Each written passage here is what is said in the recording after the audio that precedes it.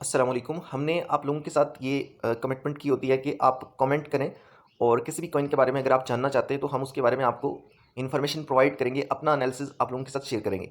तो कुछ लोगों ने कमेंट्स किए हुए थे, तो आज की इस वीडियो के अंदर मैं एआरबी, टीआरबी और बिटकॉइन की प्राइस प्रेडिक्शन को भी डिस्कस करूंगा। लेकिन जिन लोगों ने कमेंट्स किए हुए थे पहले उनके कॉइन्स को मैं कवर कर देता हूँ। अच्छा, जो जिन भी कॉइन्स को हम कवर किया करेंगे उसका मतलब ये नहीं होगा कि जो लोग मतलब किसी भी कॉइन के बारे में सुने, जैसे आपने एआरबी के बारे में आज सुना तो उसके ऊपर आपने इन्वेस्टमेंट कर दी, ठीक है। ऐसा नहीं है। जिन लोगों ने ऑलरेडी इस पे इन्वेस्टमेंट की हुई है वो इसके बारे में जानना चाह रहे होते हैं, हम उनको बताते हैं, तो आप एनालिसिस सुन सकते हो और फर्दर आपने जिस कॉइन के अंदर इन्वेस्टमेंट की हुई है उसका आप पूछ सकते हो। एआरबी के बारे में मेरी राय ये है कि देखिए, एआरबी ये वीकली चार्ट मैंने ओपन किया हुआ है और एआरबी का जो ऑल टाइम हाई है $2.42 है, ठीक है। और $2.42 से ये कॉइन $1 पे आ गया है, ठीक है। और यानी कि आप यूँ कह सकते हो कि अगर इसको वापस अपने ऑल टाइम हाई के पास जाना है तो उसको 150% ऊपर जाना पड़ेगा, ठीक है। यानी अगर मान के चलो आपने $1 पे इन्वेस्ट किया है यहाँ पे, इसको मैं इस तरह से समझाता हूँ कि अगर आपने $1 पे इसको बाय कर लिया, $100 आपने लगा दिए, तो जब ये अपने दोबारा से अपने ऑल टाइम हाई पे जाएगा तो तकरीबन आपके $100 $250 हो जाएंगे, ठीक है। यानी इतना ज़्यादा गैप है। तो देखो, समझो इस बात को कि कोई कॉइन अपनी वैल्यू का इतना ज़्यादा ड्रॉप हो रहा है, तो इसका मतलब ये है कि वो कोई उस कॉइन के अंदर कोई ना कोई ऐसे मसले मसाइल हैं जिसकी वजह से वो इतना ज़्यादा ड्रॉप हो रहा है, ठीक है। कि मतलब इतना बड़ा प्रोजेक्ट है, एआरबी इतना बड़ा नाम है, तीसरा बड़ा इकोसिस्टम है, ठीक है। इकोसिस्टम के लिहाज से मतलब तीसरी बड़ी ब्लॉकचेन कहा जाता है। इथेरियम के बाद आर्बिट्रम को कहा जाता है कि आर्बिट्रम सबसे बड़ी ब्लॉकचेन है, सबसे ज़्यादा इस पे चीज़ें होती हैं वगैरह वगैरह। तो देखिए, मैं समझता हूँ कि अगर मैं आपको एक चीज़ रिमाइंड करवाऊँ, अगर आप मैटिक के बारे में जानते हैं तो एक चीज़ मैं समझाता हूँ, उसके बाद मैं एआरबी के फ्यूचर के बारे में डिस्कस करता हूँ। मैटिक एक प्रोजेक्ट है, बहुत ही अच्छा प्रोजेक्ट, इथेरियम के स्केलिंग सोल्यूशन के लिए ये काम कर रहा है, ठीक है।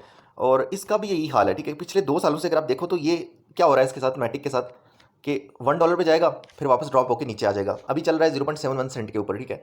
यहाँ से अगर फर्दर मार्केट क्रैश होती है तो ये आपको 50 सेंट पे दिखेगा, ठीक है। फिर मार्केट रिकवर होगी, अगर मार्केट रिकवर करती है, यानी मार्केट 2-3 महीने बुलिश रहती है, तो मैटिक के अंदर क्या होगा कि मैटिक 50 सेंट से वापस $1 पे चला जाएगा, बस, ठीक है। देखो, मैं ये नहीं कह रहा कि जिन लोगों ने मैटिक पे इन्वेस्ट किया है वो अपनी इन्वेस्टमेंट निकाल लें। मैं अपना एनालिसिस दे रहा हूँ। मैंने जो चीज़ पिछले 2 सालों से देखी है, मैटिक का यूज़ केस नो डाउट बहुत बड़ा है। 2022 के अंदर मैटिक ने सबसे ज़्यादा पार्टनरशिप्स की थी, ठीक है। और बड़ी बड़ी कंपनीज के साथ, मास्टर कार्ड, वीज़ा कार्ड, इन सब के साथ और भी बहुत कुछ इन्होंने किया था। और अभी भी मैटिक का बहुत ज़बरदस्त यूज़ केस है, अपनी इसकी ब्लॉकचेन है, बहुत ज़्यादा, मतलब 400-500 प्रोजेक्ट्स इसके ब्लॉकचेन के ऊपर डिप्लॉय हो चुके हैं, बहुत सारी चीज़ें ये कर रहे हैं, ठीक है। स्टिल उसके बावजूद देखो, मैं समझता हूँ कि हमें एक चीज़ से मतलब होता है प्राइस से, कि हम ये सोच रहे होते हैं कि लॉन्ग टर्म इन्वेस्टमेंट में हम ये चीज़ देख रहे होते हैं कि हम एक ऐसी चीज़ पे पैसा लगाएं जब मार्केट्स रिकवर हों तो वो चीज़ हमें फ़ायदा दे, ठीक है।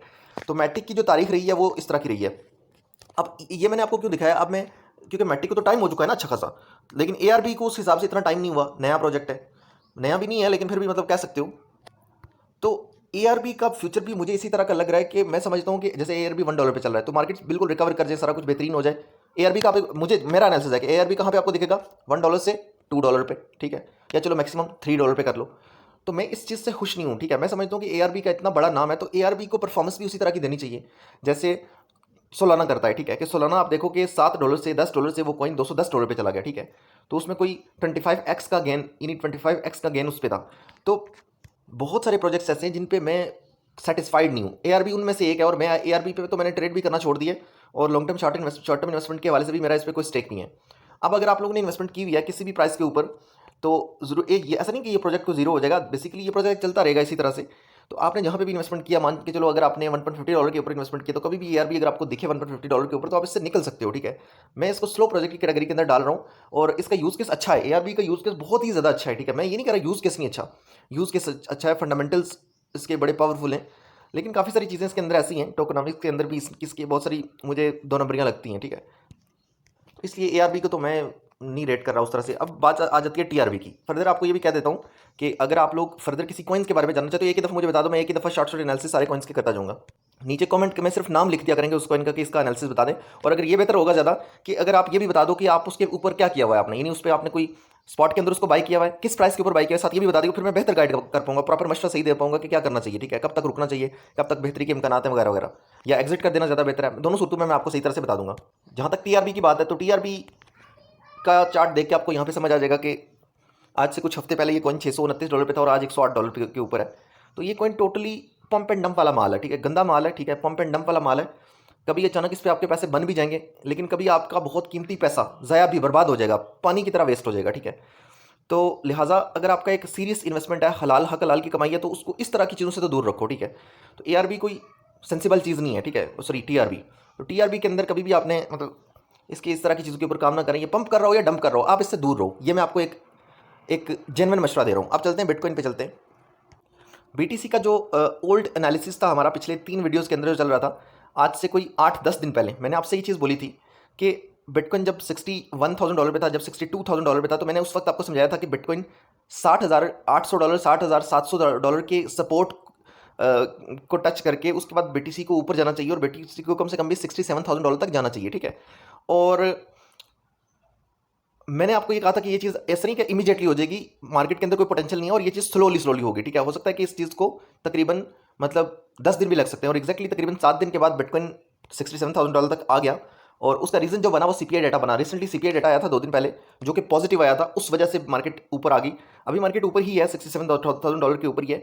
यहाँ से इस मार्केट को प्रेडिक्ट करना बहुत ही मुश्किल है, ठीक है। एक बहुत सारे लोगों का एनालिसिस ये है कि बीटीसी फर्दर बुलिश कंटिन्यूशन के अंदर जाएगा, यानी कंटिन्यू करेगा अपने बुलिश पैटर्न को और बीटीसी ऊपर जाएगा, ठीक है, यानी $70,000 से ऊपर। मेरा क्या एनालिसिस है, मेरा पहले एनालिसिस ये था जब बिटकॉइन $60,000 के करीब था, तो मैंने कहा था कि बिटकॉइन जाएगा $67,000 पे। और दूसरा एनालिसिस मेरा ये था, बिल्कुल लास्ट वीडियो में मैंने आपको ये चीज़ समझाई थी कि अगर बिटकॉइन अब टूटता है, $62,000 पे जब था, तो मैंने आपको कहा था कि अब अगर ये $60,000 की तरफ गया तो $60,000 की सपोर्ट टूट जाएगी। लेकिन वो खैर नहीं गया, $60,000 की तरफ नहीं गया, वो ऊपर ही आता गया और खैर बिटकॉइन 62 से 64 और फिर सीपीआई डाटा जब आया तो बीटीसी उसके बाद मतलब ये 67 तक आ गया। अब आगे का एनालिसिस क्या है, ठीक है। अब आगे का मेरा एनालिसिस ये है जिसको मैं अभी तक लेके चल रहा हूँ अपने माइंड में, और मुझे लगता है जो चीज़ वो ये है कि मैं समझता हूँ कि बीटीसी वापस $60,000 की तरफ आएगा, ठीक है। और मेरे हिसाब से ये इसको आप मैक्स ही ले लो, एक तरह से मैक्सिमम ही इसको ले लो कि ये जो 67 का जो लेवल है ये मैक्स ही ले लो, या फिर बहुत यानी बहुत हद भी होगी ना, बहुत ज़्यादा हद भी होगी तो 68 69 बस, ठीक है। यानी ये लेवल्स 68 लेवल का लेवल जो है ना, बस यही लेवल है। इस लेवल के यहाँ से बीटीसी मैं समझता हूँ कि एकदम से नीचे नहीं जाने वाला, लेकिन यानी मुझे ऐसा लगता है कि अगले 10 दिन के बाद बिटकॉइन को आप यहाँ नहीं देखोगे इस प्राइस के ऊपर, ठीक है। मेरा मानना ये है कि अगले 10 दिन के बाद बीटीसी को आप इस प्राइस के ऊपर देख रहे होगे, यानी इस प्राइस के ऊपर ना भी देखो तो $62,000 आप कर लो, ठीक है। यानी $62,000 $63,000 के ऊपर आप देख रहे होगे। ये मेरा एनालिसिस 100% गलत भी हो सकता है, लेकिन ये मेरा एनालिसिस में इसी तरह, क्योंकि जो चीज़ें मैं देख रहा हूँ ना, यानी जो चीज़ें जिन मैक्रो फैक्टर्स को मैं देख रहा हूँ उनको देखते हुए मुझे ये चीज़ लगती है कि ऐसा ही होगा, ठीक है। और एक पॉजिटिव फैक्टर ये भी है कि वोट की खातर, ठीक है, जो बाइडन जो है, ठीक है, वोट की खातर वो भी क्रिप्टो के ऊपर मतलब प्रो क्रिप्टो नैरेटिव एक थोड़ा चलने के इम्कानात हैं, क्योंकि जो अमेरिका में इलेक्शन होंगे तो उसके लिए जो अमेरिका का जो रिसेंट प्रेसिडेंट है जो बाइडन, तो वो भी ऐसा लग रहा है कि वो थोड़ा सा प्रो क्रिप्टो बनने की कोशिश करेगा, तो उसकी वजह से क्रिप्टो को थोड़ी हाइप मिल सकती है। वो एक बड़ा नोटेबल फैक्टर है, लेकिन अभी मैं उसको भी लेके नहीं चल रहा। मैं ये समझता हूँ कि अगले 10 दिन के बाद मैं बीटीसी को $67,000 के ऊपर स्टेबल नहीं देख रहा, मैं उससे नीचे ही देख रहा हूँ, चाहे वो भले 65 पे हो, 64 पे हो, 63 पे हो। तो ये मेरा एनालिसिस है, इसको मैं लेके चलूंगा। और दूसरी चीज़ ये है कि उसके आगे का भी एनालिसिस बता देता हूँ कि अगर बीटीसी $60,000 पे आ जाता है, ठीक है, दोबारा से $60,000 के करीब, तो फिर बीटीसी $60,000 की जो सपोर्ट है उसको होल्ड नहीं करेगा मेरे हिसाब से। अब की बार वो होल्ड नहीं करेगा $60,000 की सपोर्ट को और टूट जाएगा, ठीक है। और बिटकॉइन $60,000 से नीचे जाएगा और फिर बिटकॉइन इस रेंज के ऊपर आएगा, ये जो रेंज आपको दिख रही है ना, इस रेंज के ऊपर आ जाएगा, ठीक है।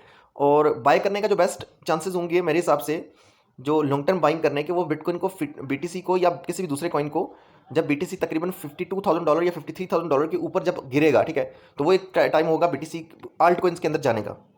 वीडियो को लाजमी लाइक कर दें, क्योंकि वीडियो को बहुत थोड़े लोग देखते हैं, और आप लाइक करोगे तो मोटिवेशन होगी, तो डेली बेसिस पे मैं आपको क्वालिटी कंटेंट दूंगा, ठीक है। एक तो होती है ना कि लोग बस अपने हिसाब से बस बातें किए जा रहे होते हैं, मैं उस तरह से नहीं, मैं बहुत सारी चीज़ों फैक्टर्स को देख के बात कर रहा होता हूँ। और पहले भी जब मैंने आपके साथ बात की थी कि बीटीसी 62 जब $60,000 के करीब था, तो मैंने कहा था 67 पे जाएगा, उस वक्त कोई नहीं सोच रहा था, उस वक्त सारे ये सोच रहे थे कि बिटकॉइन $60,000 की सपोर्ट को तोड़ देगा और उसका बिटकॉइन 55 तक चला जाएगा। लेकिन मैंने उस वक्त भी ये चीज़ आपसे कही थी कि बीटीसी 67 तक पहले एक दफ़ा जाना चाहिए, ठीक है, एक दफ़ा जाना चाहिए, और वो एक दफ़ा आ चुका है। अब मैं ये कहता हूँ, अब जब सारे ये कह रहे हैं कि बीटीसी यहाँ से $67,000 से आगे $80,000 पे चला जाएगा, यहाँ पे अब मेरा मानना ये है कि नहीं, बीटीसी यहाँ से कुछ भी नहीं होगा, बस यहाँ से ये सारी चीज़ें आस्ते आस्ते फेड आउट हो जाएंगी और बीटीसी आस्ते आस्ते आपको नीचे आता हुआ नजर आएगा। और एट द एंड ये अब अगर $60,000 की सपोर्ट पे आया तो वो $60,000 की सपोर्ट टूट जाएगी। तो इस एनालिसिस को मैं लेके चल रहा हूँ, जहाँ पे मुझे लगा कि थोड़ा चेंज करना चाहिए, मतलब कुछ ऐसी चीज़ें बीच में आ गई कि जिसकी वजह से लगे कि मार्केट का सेंटीमेंट बदल गया है, तो वहाँ पे हम उसको कंसिडर कर सकते हैं। लेकिन अभी फिलहाल आज की डेट के अंदर तो कम से कम मेरी राय यही है, ठीक है। तो इस तरह का एनालिसिस अगर आपको चाहिए तो वीडियो को लाजमी लाइक कर दें और कमेंट लाजमी कर दें कि अगर आपको वीडियो अच्छी लगी है, एनालिसिस आपको डेली बेसिस पे चाहिए। और प्लस आप लाजमी से एक बात आपने करनी है कि जो भी कॉइन के बारे में आप जानना चाहते हैं कमेंट कर दिया करें, तो मैं आपको एक शॉर्ट एनालिसिस उसका दे दिया करूँगा, ठीक है। न्यू जितने भी विजिटर चैनल पे आ रहे हैं वो चैनल को सब्सक्राइब कर लें और बेल आइकन प्रेस कर लें, ताकि जैसे ही हम वीडियो अपलोड करें उसी वक्त उसका नोटिफिकेशन आपको मिल जाए। बाकी वीडियो देखने का बहुत शुक्रिया, थैंक यू सो मच।